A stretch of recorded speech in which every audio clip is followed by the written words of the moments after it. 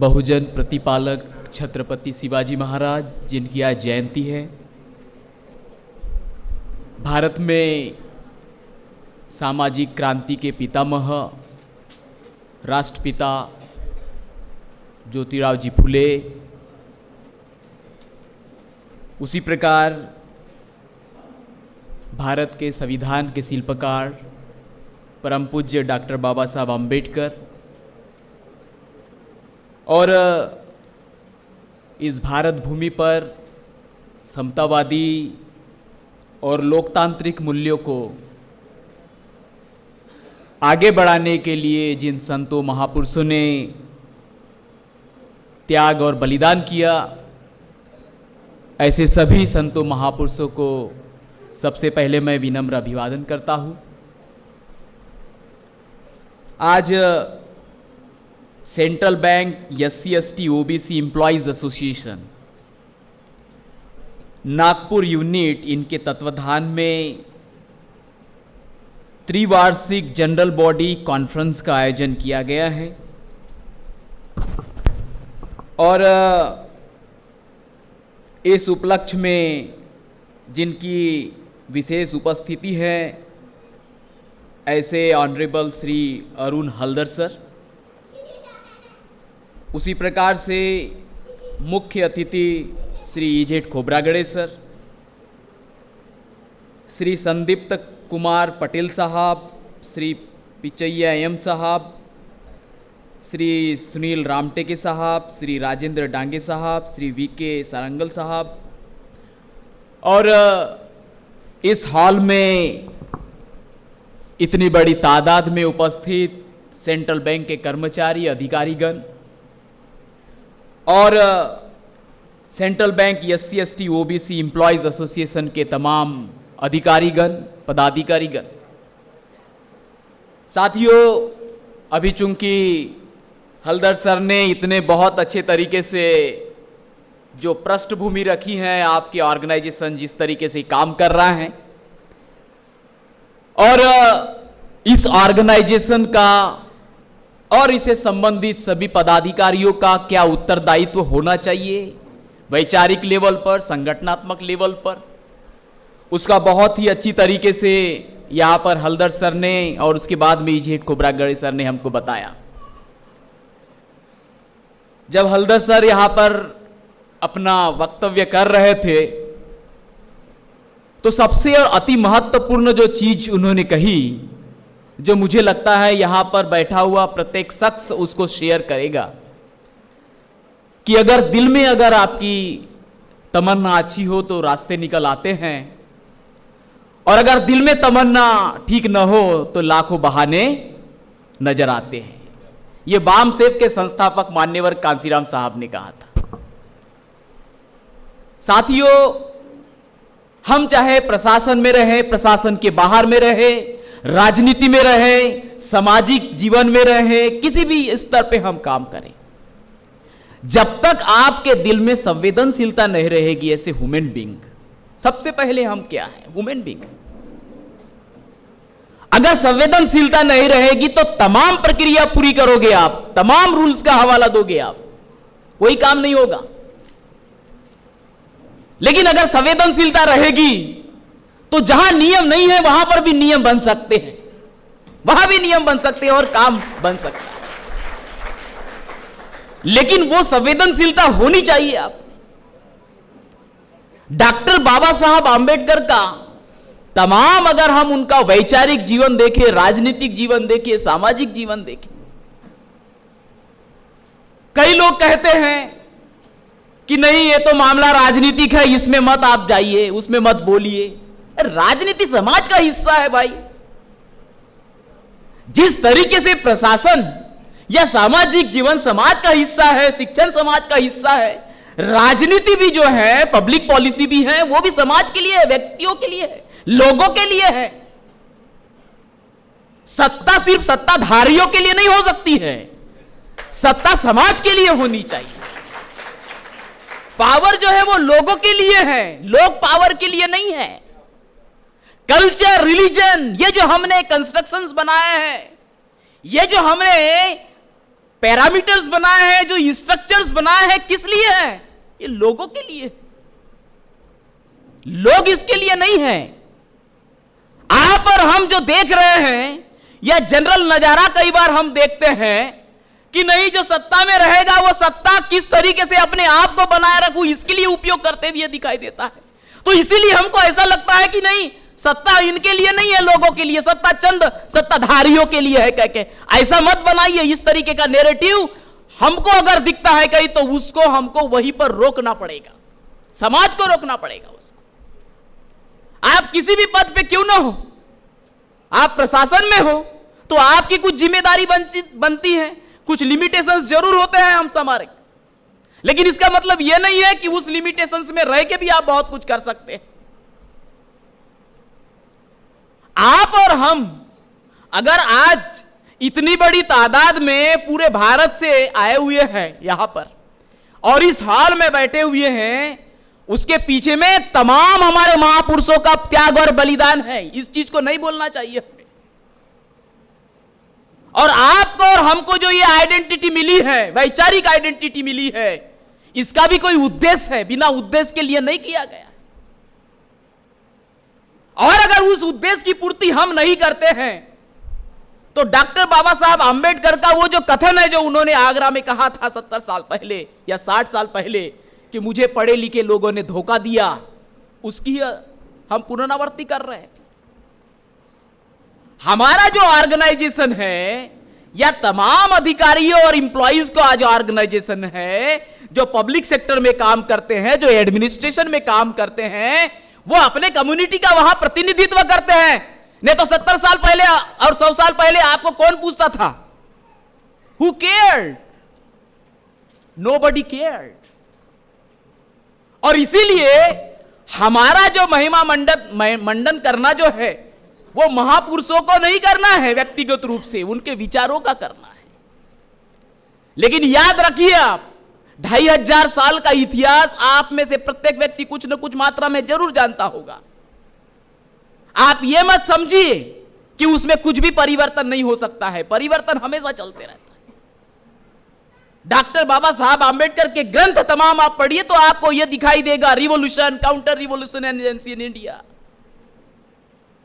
और हमारा जो उसमें जो पीरियड है बहुत ही कम होता है, तो हमको लगता है कि नहीं, यही स्थिति रहने वाली है करके हम समझ ही नहीं पाते। लेकिन अगर हजारों सालों के इतिहास के परिप्रेक्ष्य में अगर आप देखेंगे, तो आपको समझ में आएगा कि परिवर्तन किस तरीके से सटल और बहुत ही महीन तरीके से हो सकता है, और हमको पता भी नहीं चलेगा कि किस तरीके से ये सटल परिवर्तन होते हैं करके।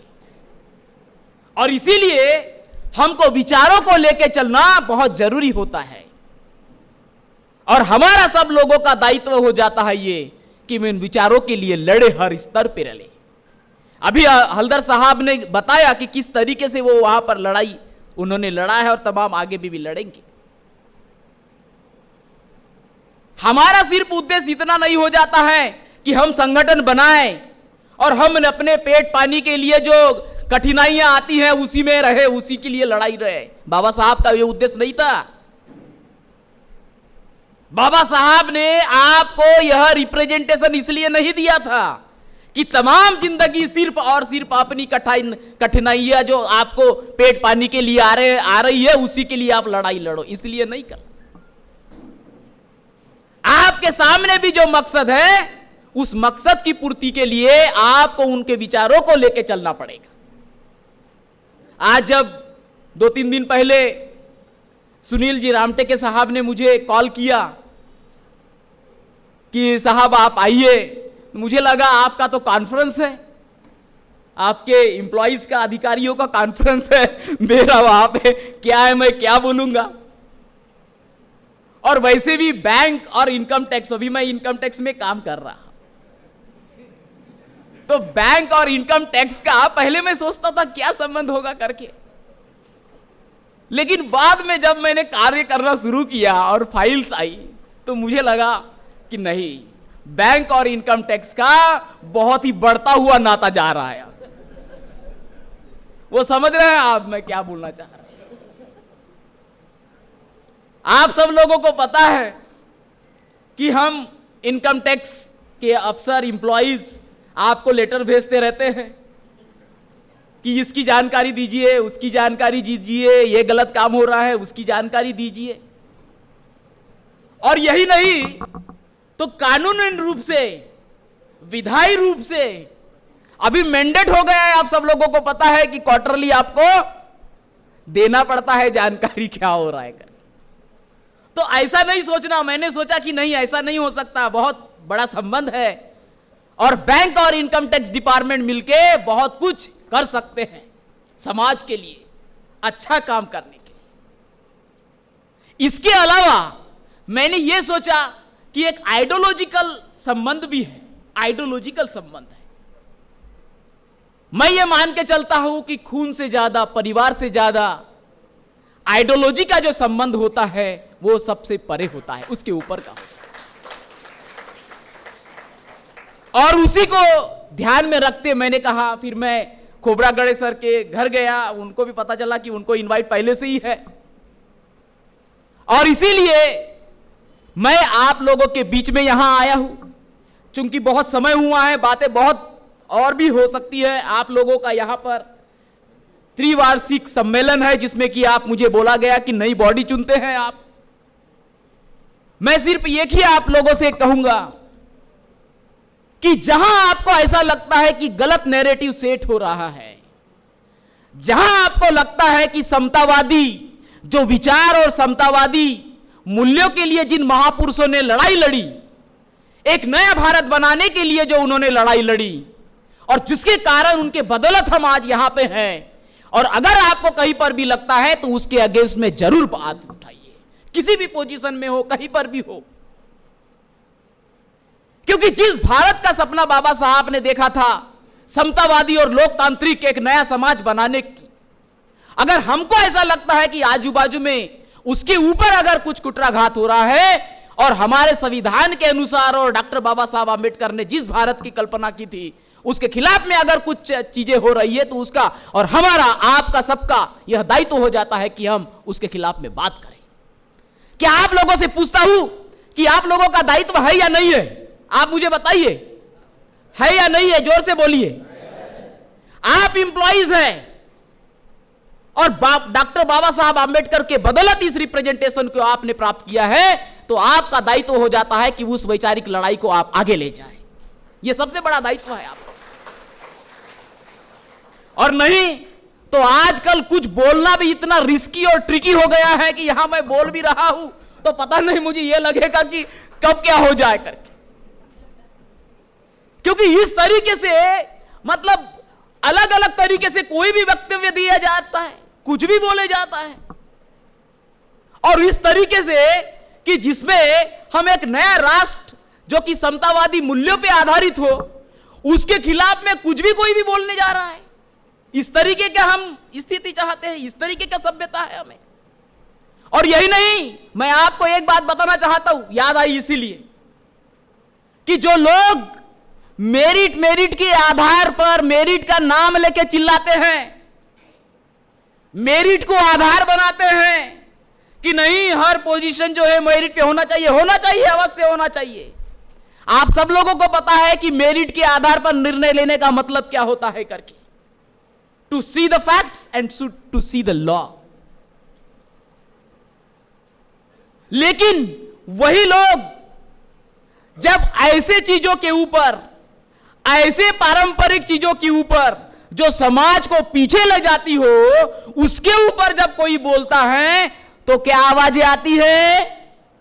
जीभ काट दो, गला काट दो, हाथ काट दो।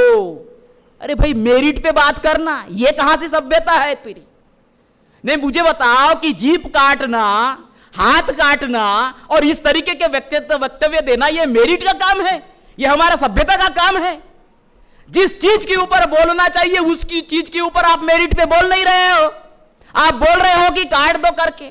यानी इसका मतलब क्या हुआ है कि आप जो मेन मुद्दा है जिसके आधार पे हमारा समाज आगे जाना चाहिए, उस पे ना बोलती हुए इस तरीके की आप बातें बोलोगे तो ये मेरिट की बात नहीं है। रिप्रेजेंटेशन के ऊपर जब बोलते हैं तो आपको मेरिट की बात आती है, और जब सही में मेरिट के ऊपर बोलना चाहिए तो आपको हाथ काटना याद आता है। तो इस तरीके का दोहरा चरित्र नहीं चलेगा हमारे देश में, और बाबा साहब के देश में तो बिल्कुल नहीं चलेगा।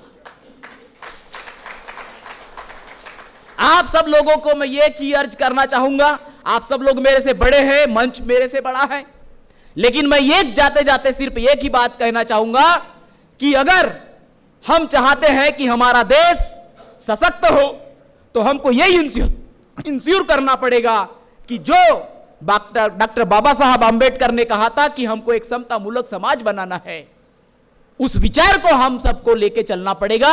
और हम में से प्रत्येक व्यक्ति की यह जिम्मेदारी रहेगी कि उस विचार को जिए और उस विचार को आगे बढ़ाने के लिए अपना कर्तव्य और अपना योगदान दे।